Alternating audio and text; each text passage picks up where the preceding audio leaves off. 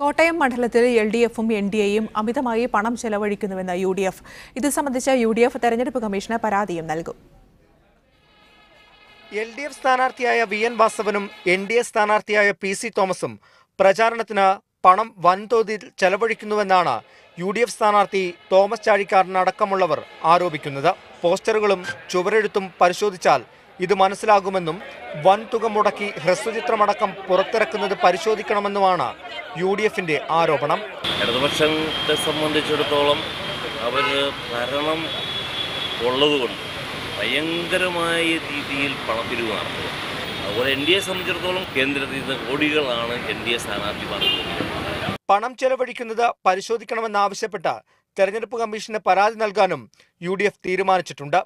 അതേസമയം അമിതമായി പണം ചെലവഴിക്കുന്നില്ലെന്നും കണക്കുകൾ കൃത്യമായിട്ടുണ്ടെന്നും LDF അറിയിച്ചു. അമിതമായി പണം ചെലവഴിക്കുന്നില്ലെന്നാണ് NDAയും വ്യക്തമാക്കുന്നത്.